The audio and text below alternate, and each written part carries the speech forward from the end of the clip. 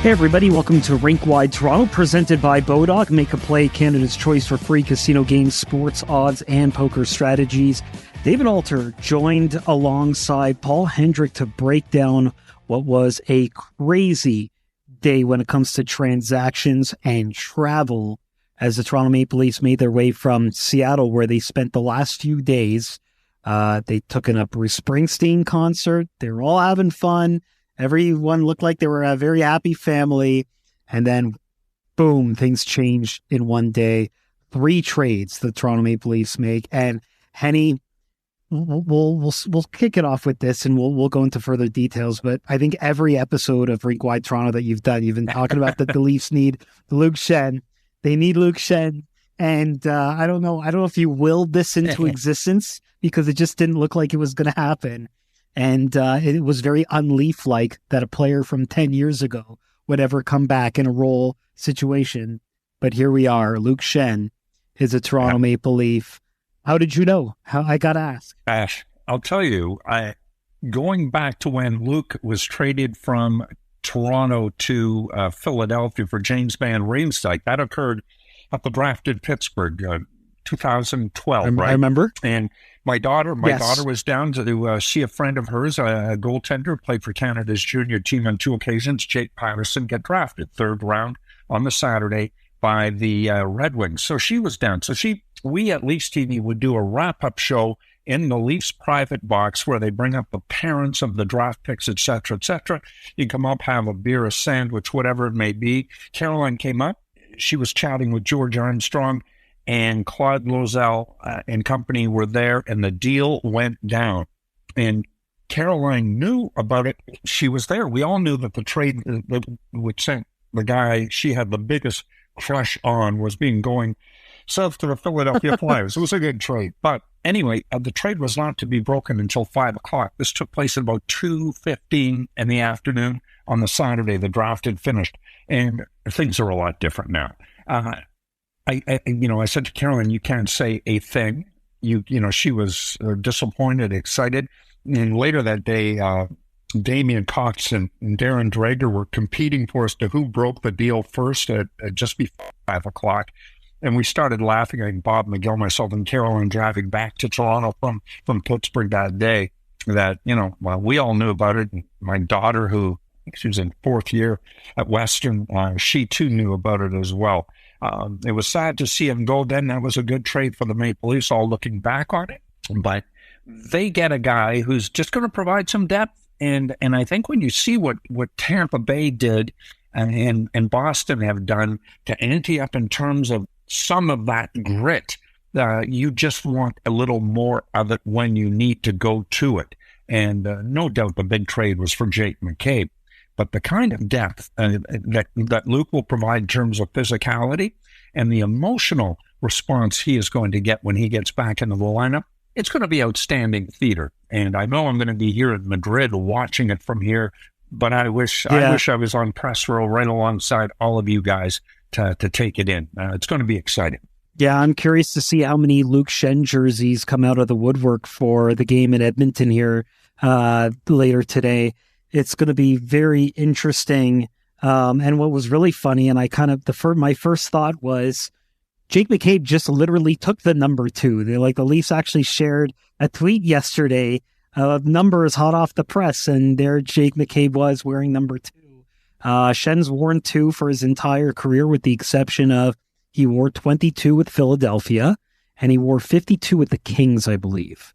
And that's it. Other than that, he's worn 2 everywhere he's gone. So 22, I believe, is available. So if he wants to kind of do that, or maybe orchestrate a Ricky Henderson, Turner Ward-like trade to get the number 2 back, who knows? But for the listeners, let's just recap everything that went down. Luke Schenn was traded from the Vancouver Canucks to the Toronto Maple Leafs for a 2024 third-round pick. That was the third of 3 deals in the span of just over an hour that the Toronto Maple Leafs pulled together on Tuesday. Of course, on Monday, they made the big one.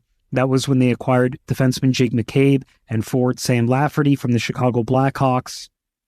They got rid of a conditional first-rounder, a second-rounder, Joey Anderson, Pavel Gogolev, and they got some conditional later round picks later on in that deal too. But that was widely regarded as, we all thought, okay, maybe they're done at this point because, they got the depth defenseman, someone who can kind of play in the top four, and Sam Lafferty, who's a bottom six, who the Maple Leafs know pretty well.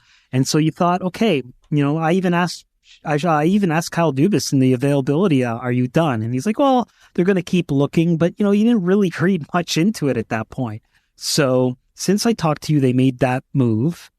Then they make this big one they make a few of them on Tuesday. And the real takeaway for me, Rasmus Sandin is gone. Yeah. Rasmus Sandin was at the skate. First time we've ever seen it where, I couldn't be there because I had my own travel issues getting rescheduled to Edmonton. But you could see the videos that Rasmus Sandin is the extra defenseman. And then as practice goes along, he's pulled off the ice for non-medical reasons. Mm. And so he had been traded. Pierre Engvall was traded a bit later, but Rasmus Sandin goes to the Washington Capitals for Boston's first round pick. It was the pick that they traded to Washington for the Dmitry Orlov Garnet Hathaway deal, which we'll talk about as well. So going back to Toronto is Erik Gustafsson, who scored his first 3 goals of the season against Toronto on December 17th in that game against the Washington Capitals in Ilya Samsonov's return to DC. And that's quite the haul. This was the first real move that the Leafs have taken away someone from their active roster, and we start to see the real changing of the guard with the Toronto Maple Leafs. All these moves were picks and guys weren't factoring in, but Rasmus Sandin, that's a first-round pick from 2018. A lot of promise. He signed a 2-year, $1.4 million per year deal in the summer with the expectation that he was going to be able to compete and help for spots. Did an admirable job filling in as guys got hurt. What do you make of this, Henny? Because that can't be a very popular move. No, and, I always think of these trades, Dave. I think of the person first before I think of the talent, and maybe that's not right. But Rasmus Sandin was a quality player in which I love to talk. He was humble. He was a matter of fact, never overwhelmed by the situation in Toronto. A tremendous quote. I remember a few years ago, we were in Vancouver, and my wife and I checked in. We're visiting my daughter out there, our daughter, and we were in the same hotel as the Leafs, and just around the corner from the rink at the JW. And there were about a dozen guys, including Austin on roller skates, who came into that front lobby. Alex Kerfoot amongst the group, but one of the players that stood out, who came over and made a point of saying hello, because I hadn't seen these guys in 8 months since retiring, was Rasmus Sandin. And I'll never forget that. And just a quality guy asking, how I am, how my wife Alicia's doing. And she was just back over in an area in that big, massive front hall lobby. So I'm going to miss him for that. I think the Capitals get a fine young player, and something had to be done. I know he was not happy where he was coming into the season in terms of playing time. I'm pretty sure that his holdout, as short as it was, didn't look fondly upon by Leaf management. And the fact of the matter is, his comparable on the team, Timothy Liljegren, who was back of him at one point in the last couple of years on the depth chart, has passed him. And I know they're different shots, right, but had passed him. And I just didn't know where he would fit in with this group moving forward. 2 years ago against the Canadiens, had a very rough playoff, didn't get to play in the postseason last year because of a knee injury. He was just deemed expendable. And when you look at the very few spots available, the number of defensemen they brought in, something had to give, and it was Rasmus's turn. It's Carl Gunnarsson was another one of those guys who I hated to see leave, and I can go on and on, especially with Swedish defenseman Toronto was drafted, but this was a first-round pick. Gunnar was a 7th-round pick, and it's tough, but it's the business side of the sport. and the way we go, and you look at Twitter and social media, it's like Christmas Day. It's Happy Hanukkah. It's all these things all wrapped into one. You know what I mean? Everybody's thrilled. Now the key is you've got 7 weeks to find a way to get these guys merged together and into the lineup on a regular basis. And that might be a topic for later on in this podcast. But it was tough to see Rasmus go, but I knew he had to go. Yeah. In addition, I mean, I echo all the same sentiments. Super nice guy. I'm going to miss, his dad, Patrick, also huge fan of the Leafs, huge fan of Boria, and also had a thank you Toronto tweet, which was really nice after all that stuff. I'm gonna miss that element of it. I never seen a father so engaging on social media like Patrick Sandin. So I'm definitely gonna miss that as well. But look, I mean, one other story, and I brought up Carl Gunnarsson. Yep. Carl's dad was over in Toronto visiting Lars Gunnarsson. No, Bjorn. It was Bjorn Gunnarsson. And Bjorn cut his trip short when he got tickets to see Springsteen in Stockholm. Sorry, but I've got to go. He was born to run, so to speak, and like Lafferty and McCabe, born in the USA. It all ties together, right? Yeah, they are. So I'll get to that in the next segment. But basically, they both arrived in Seattle at 5:00 and were able to join everybody else for that Springsteen concert tonight. Or that night. Yeah. So that was pretty interesting as well. So it's kind of funny how everything kind of ties in there together as well. So Rasmus Sandin, among the analytics community, people who are on the analytics are not going to be happy with that move in terms of what he brings there. And if there's injuries, certainly someone who could have possibly stepped in. And remember, he had that knee injury in March of last year. And then it was believed he was healthy enough that he could have played in the playoffs, but wasn't called upon. And, that kind of began maybe the fractious, the holdout. I mean, it's not really a holdout, but we don't really have another term to call it for restricted free agent. But yeah, not starting camp on time because no deal had been agreed to. So there's that. Pierre Engvall, he narrowly avoided arbitration with the Toronto Maple Leafs, signed a 1-year, $2.25 million deal. There's a lot of implications with this one. Pure salary dump for sure. Yeah. I mean, the Leafs needed the space. There's no doubt about that. But here's the other thing I'm kind of looking at, that's a straight 3rd round pick in this year's draft. A Lou Kyle deal, which you don't see too often these days, but it happened. And I'm looking at that, and I'm looking at how well he played with David Kampf, and I'm wondering how David Kampf is going to adjust without Pierre Engvall, because the games without Pierre Engvall with David Kampf up the middle were certainly interesting. But what would you make of this move? Because that's another player that, maybe a lot of people felt he should be hitting more with his size, and he wasn't. And maybe that's where they felt in the playoffs they were kind of missing. So if someone had to be scratched from the forward cut, so to speak, is it Pierre? Is that what happens here? Maybe a combination of all you've said, but the salary dump, I think, was imperative, especially with Matt Murray coming back. We're assuming Matt Murray's still going to be a member of the Toronto Maple Leafs. Who knows in these wild, crazy days, right? But let's assume that's the case. Pierre's another really great kid. One of the Tommy Bergman, who scouted him in Sweden, gives that the Leaf management gave to Tommy for all his work. We're going to give you a draft pick. It's going to be in the 7th round. And it was Pierre Engvall. Engvall, just a tremendous skater, strong, maybe not as physical as some people would like. You'd like to have seen him harder in on the forecheck.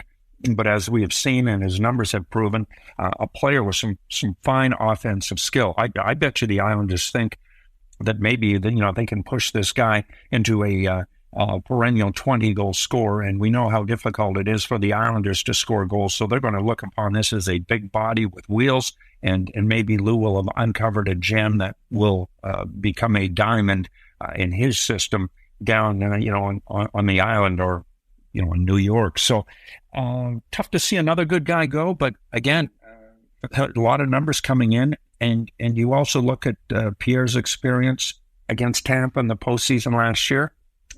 I don't think it was anything to rave about, and maybe all these things were factors that eventually led to him going, but it's led by, $2.5 million salary that he's bringing in, and the space that's going to require. And unfortunately, a couple of really good players and good people going, and they're both from Sweden. Yeah, and I should jump back. The Leafs get Erik Gustafsson from the Washington Capitals as a result of this. And look, I mean, Erik Gustafsson, 7 goals, 31 assists in 61 games. Like that's nothing to scoff at. So Leafs get a first-round pick, Boston's first-round pick.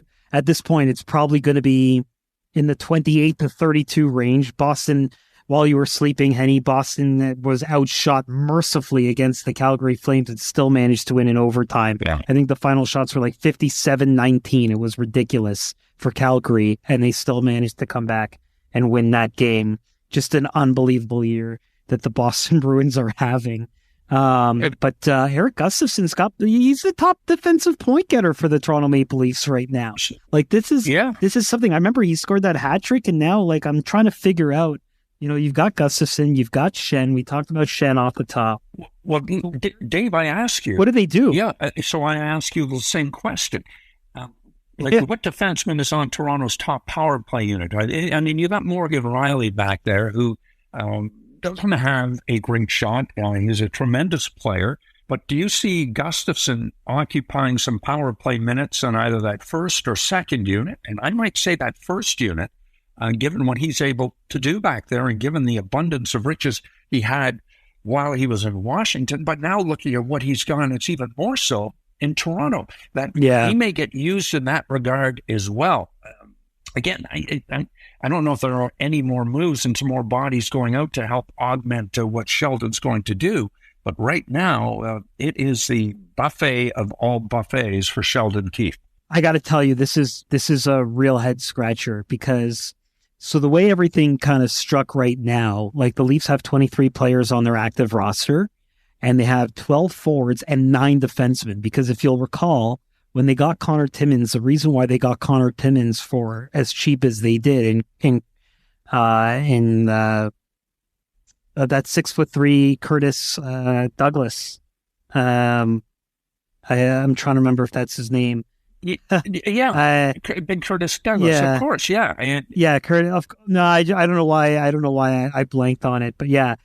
So anyway, so it was like Connor Timmins was a high draft pick, like a high ceiling guy that they traded for Curtis Douglas. I think I got the Curtis with a C and Curtis with a K confused in my head, which is why I wasn't sure.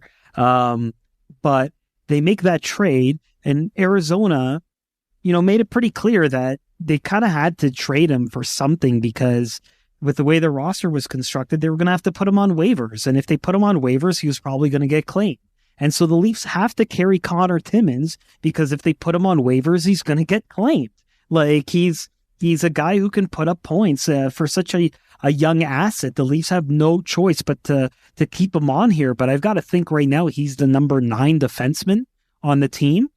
And then at that point you have, look, I mean, I looked at the lines today. I think Timothy Liljegren has earned a shot to start in the top 6 and show what he can do. McCabe is obviously in that top 4. Does Justin Hall come out? Is Justin Hall the easy one out here? Like, I can't really figure this out. Yeah, and we all know he's looked upon favorably by Sheldon Keefe, and I don't blame him. I mean, yes. Especially on the penalty kill. But now you have other penalty killers. You've got other penalty killers. And I guess I'm just looking at some of these matchups and how big Tampa is. And then we look beyond that if they get there against Boston. And the forechecking these other teams are going to be bringing in. And also the opportunity for these teams to crash the net and score goals where most of those in the postseason are scored from just within a few feet of the blue paint or in the blue paint. And this is where you're going to get Luke Schenn in, and he's a right shot. You want Luke paired with somebody who could skate. So I don't know. You've used the term head scratcher. As last night when Madrid came down, I came in, my wife and I, from a glass of wine, just in a local restaurant, just a little bite, just a quick night out.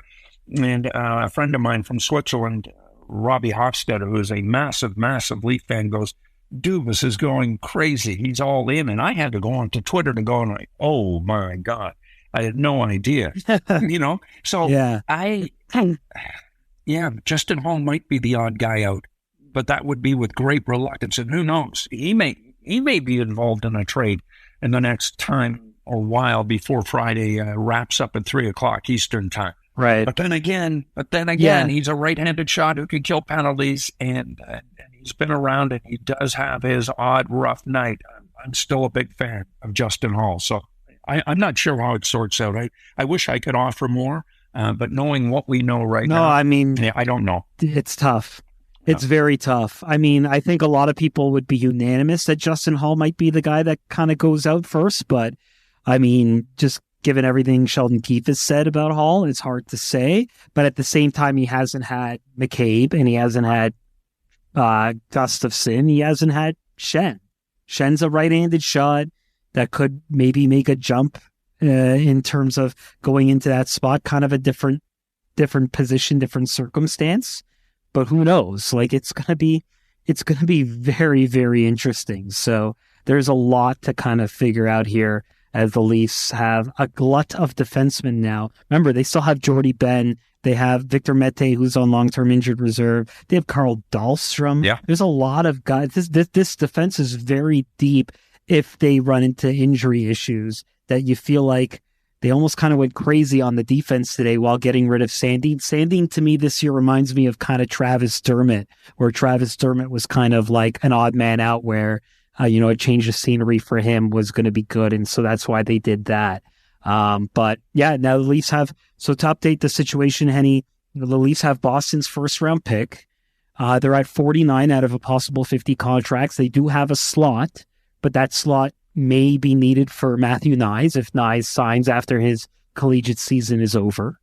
And so they have everything okay right now where they could activate 400 and they would have about 471,000 or something, or rather 741,000 in space. So just a little bit shy of a contract minimum player.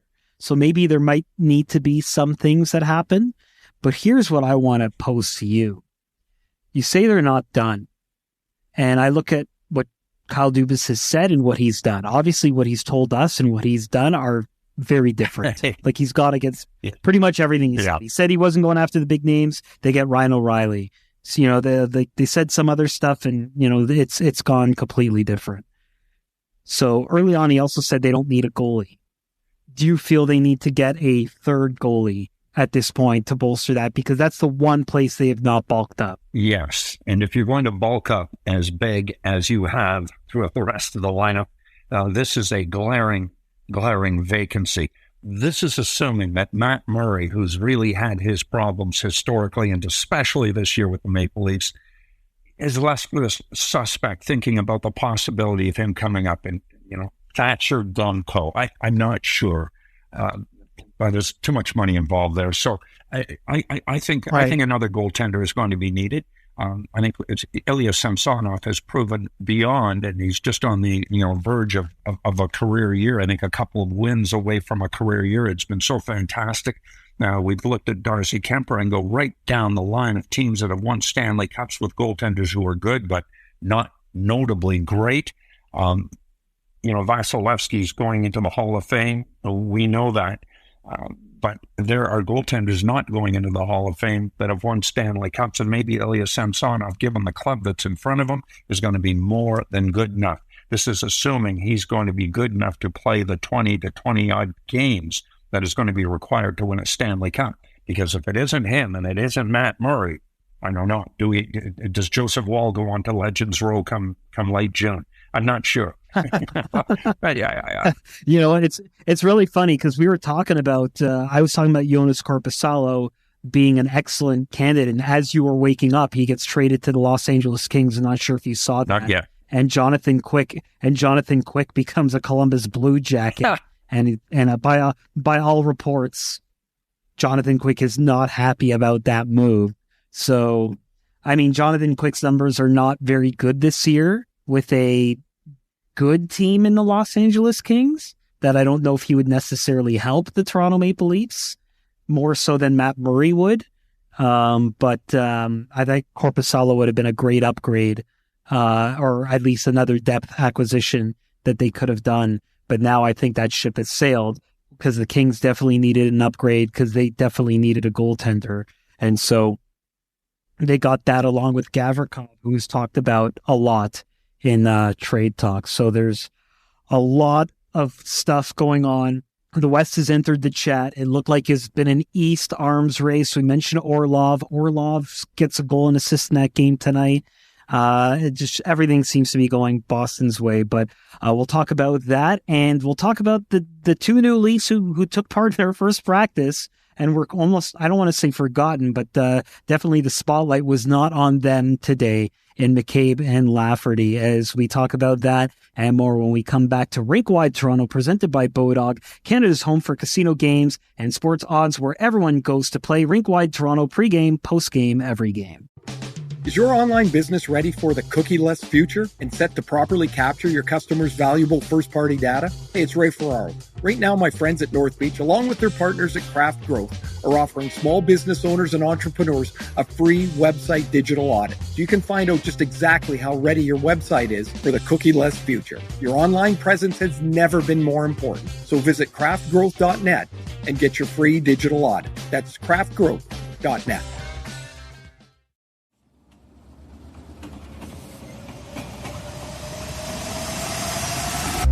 Naslund. We weren't afraid of facing any line or any deep pairing because we knew that we would generate offense. Bertuzzi. I was like, I can play in this league and I can play a big role in this league and I can be dominant if all the stars align. Morrison. There was a confidence that we believed if we went out and played the way we were capable, we could score every shift. Their story in their words. Unreal West Coast Express. Available now on Apple, Spotify, or wherever you get your podcasts.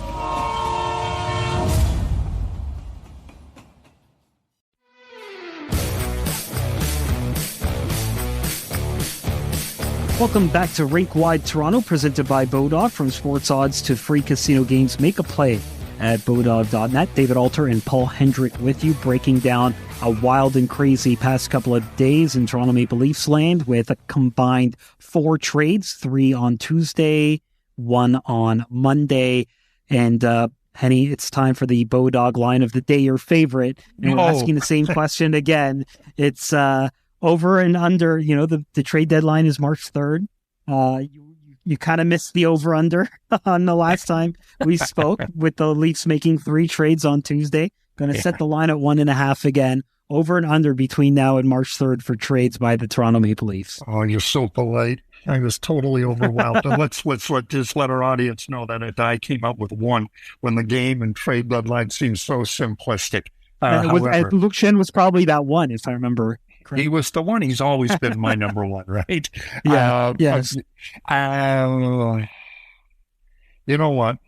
Why do I think there are 2 more trades? I don't. I think there are going to be 2 more before all is said and done, and I think one of them might be a goaltender.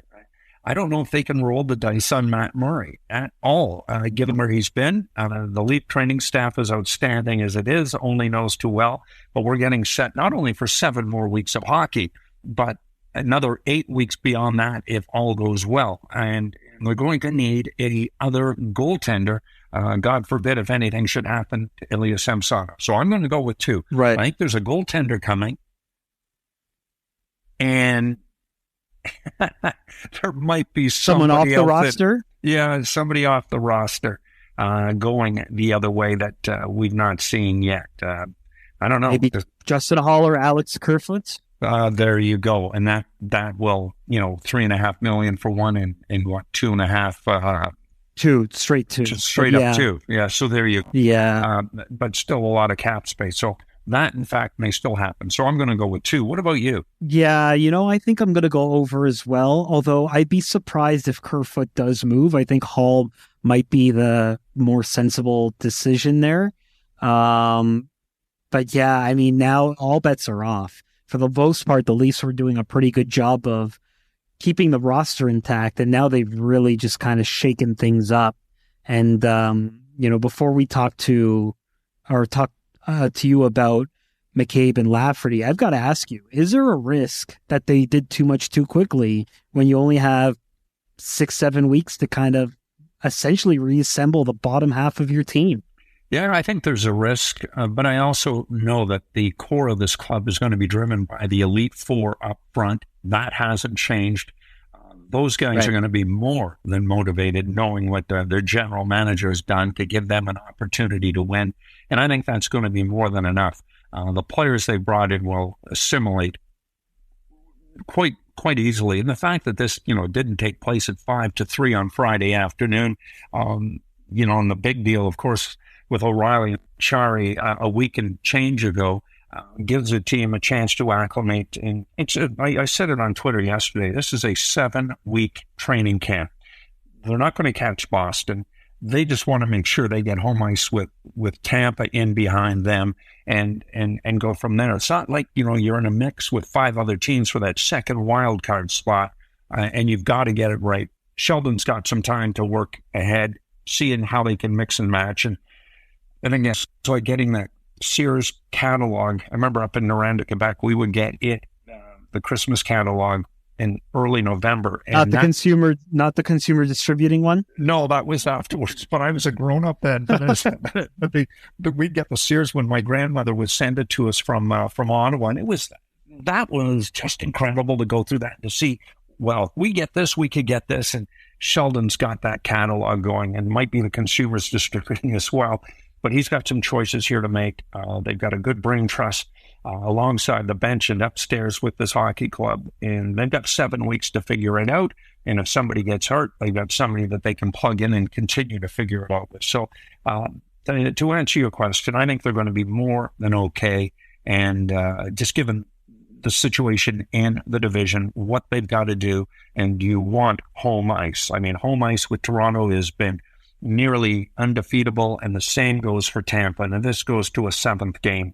Regardless of what happened last year, you want that game in your building. Before we talk about McCabe and Lafferty, I haven't really talked about Morgan Rielly with you much at all this season, because I think it's kind of flown under the radar, just kind of how many different defensive partners he's had, and how long it kind of took for him to kind of score a goal, and then getting hurt and everything. But do you feel like maybe there needs to be a little bit more pressure, like that a lot of these guys are just going to kind of try and help push him to kind of find the right mix and, take his game to the level that maybe it needs to be between now and the postseason? Yeah, and he's a consummate pro. I think he's right. Will get it figured out. And you know that. You talk to him in the room at any time. And this even goes back to when he made the Leafs as a 19-year-old, the next teenager, or he was the second teenager to do it after Luke Schenn.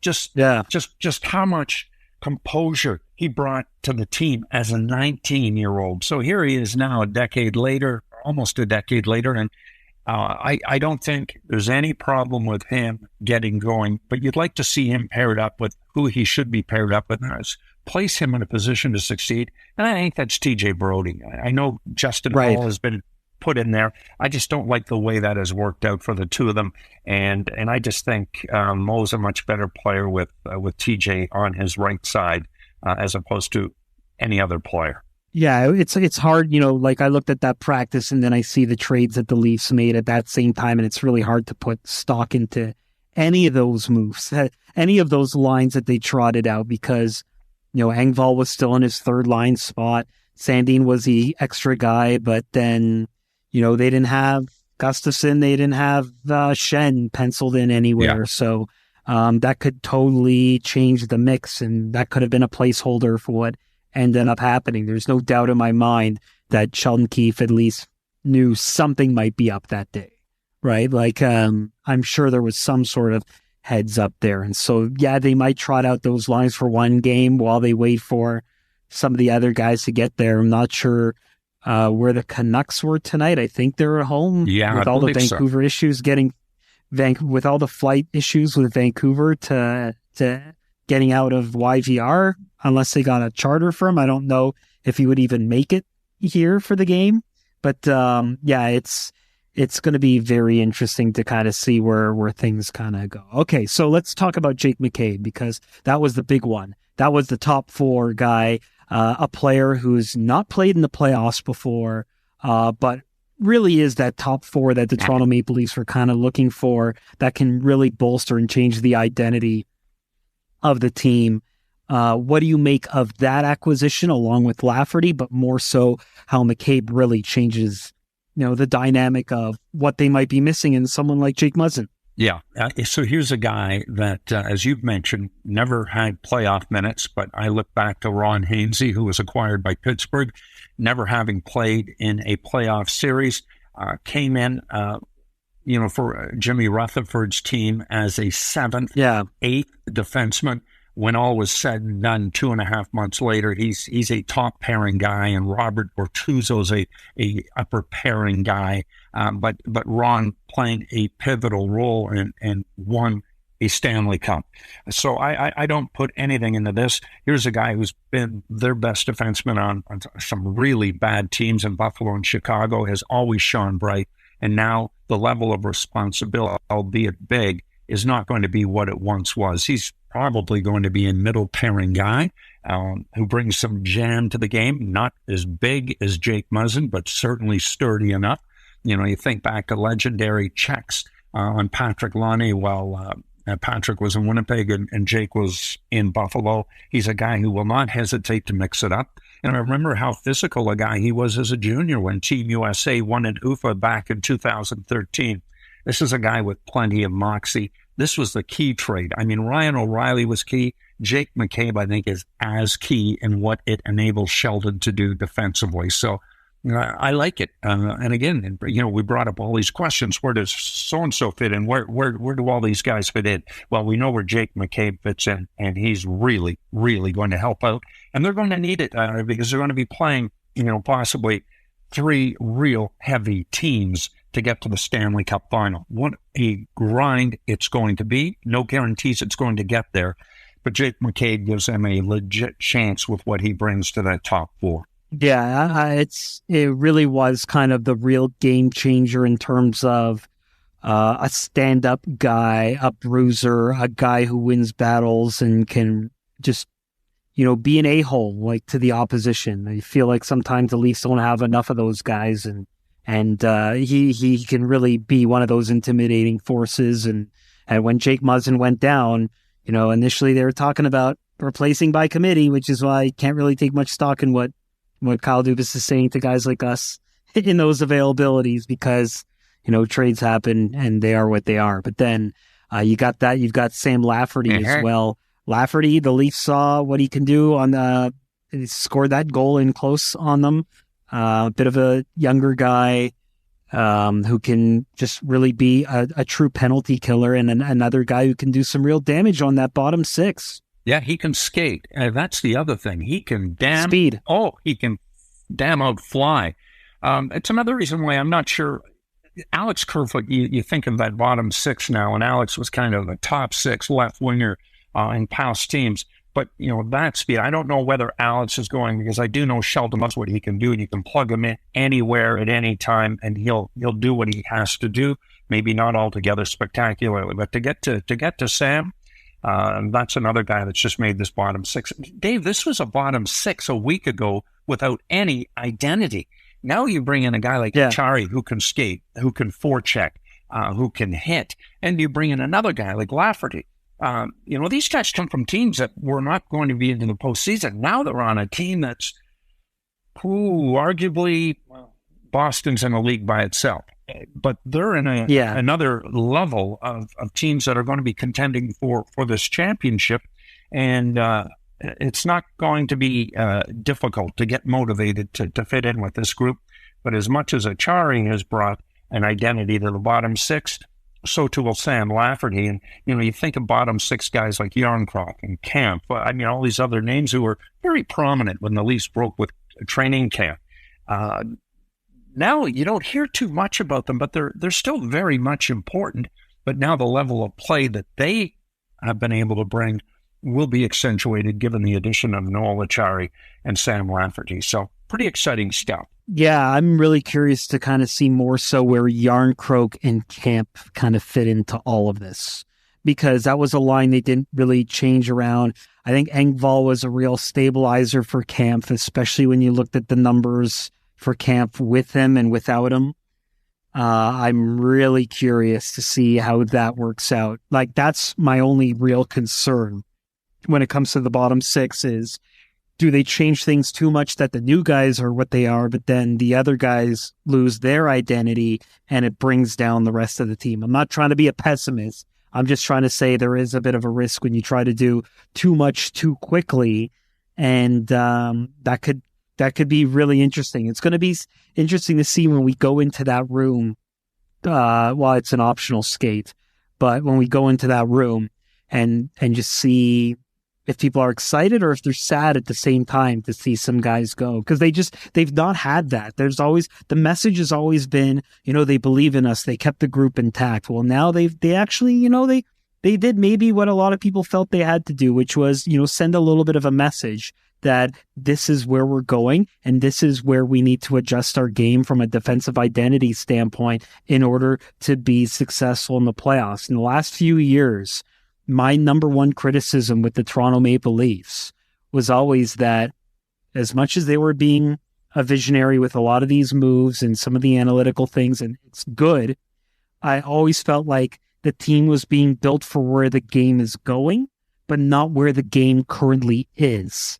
And then they would get caught on that in playoffs. And when, and fans would, you look at the Twitter discourse, they would always be like, well, they should have called that penalty. There should have been that. You know how many times people bring up in my mentions that the Leafs are the only team in the NHL that hasn't had a 5-on-3 this season? Yeah. It shouldn't matter. These things should not matter if you get the job done. But, they lament on Kerfoot's penalty that was given in Game 6. And they lament on all these other things that really shouldn't matter if they got the job done, but these are what people focus on because of what's happened in the past year, when I think this was a real message. Forget all that stuff.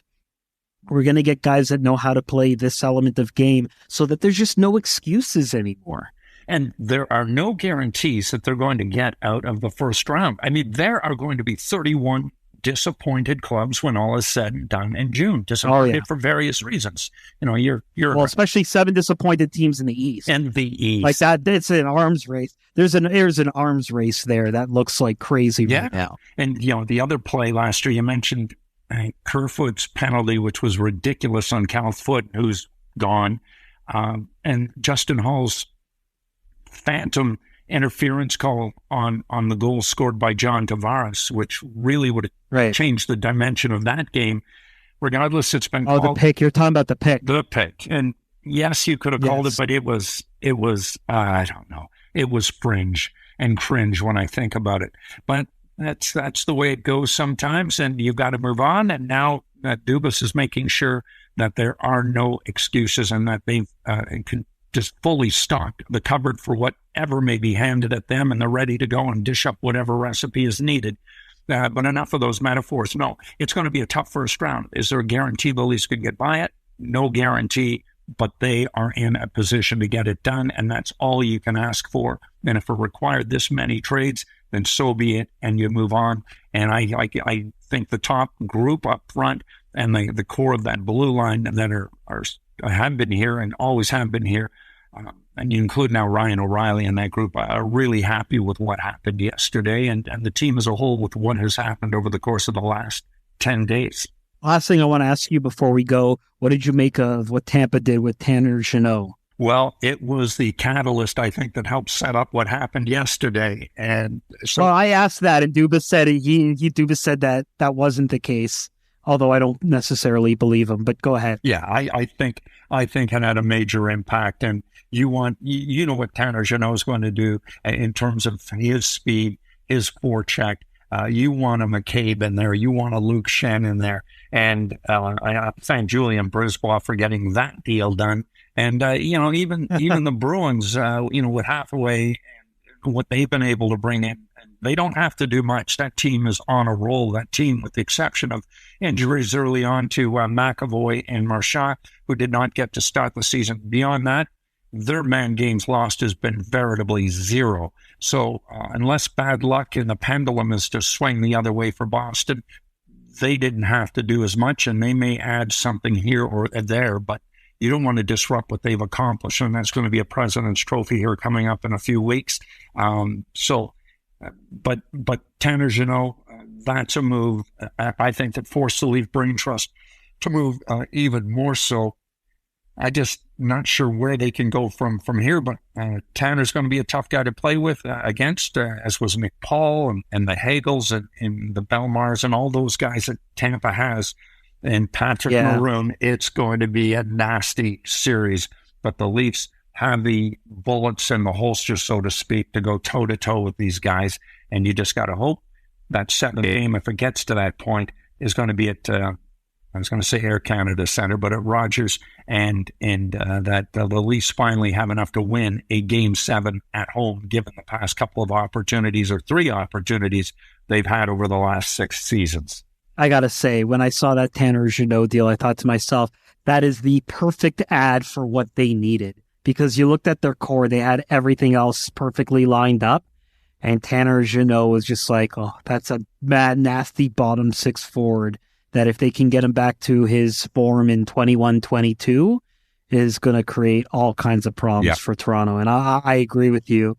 I think, they said that this was dealt with before, like that the Chicago one was in the works before, and maybe that one was, but I don't know if the ones today were.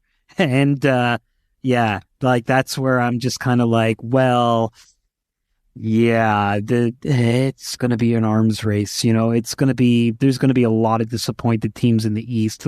I looked at the stat. I think there were only 2 teams in the West that have a winning record against the East in those head-to-head conference games all season. That's how strong the East is this year from top to bottom. And I made that Simpsons reference joke where, I don't know if you remember, Henny, the one where Homer was a boxer. And his strategy was the hobos would just like get tired and then he just nudged them after. And I felt like if a Western Conference team wins the Stanley Cup this year, it's going to be because the team that comes out of the East is just so fatigued and tired by the time they get to the Cup final, where the West might have an earlier or make that an easier row. But that's going to do it for this trade edition of Rink Wide Toronto. Make sure you rate and subscribe on all your favorite podcast platforms. Thank you, Henny. You've been listening to Rink Wide Toronto, presented by Bodog, Canada's home for casino games and sports odds, where everyone goes to play. Rink Wide Toronto, pre-game, post-game, every game. Hey, it's Darren Dreger and Ray Ferraro from the Ray and Dregs Hockey Podcast. And Ray, we're into the second half of the NHL season, and the trade deadline is obviously getting closer. Every night, wins and losses are starting to mean more as teams try to stay in the mix in the standings to secure that playoff spot. And man, some teams could use some help before the deadline. Yeah, we've got the storylines, trade rumblings all covered, along with the top hockey guests twice weekly, right here on the Ray and Dregs Hockey Podcast. Check us out everywhere you get podcasts.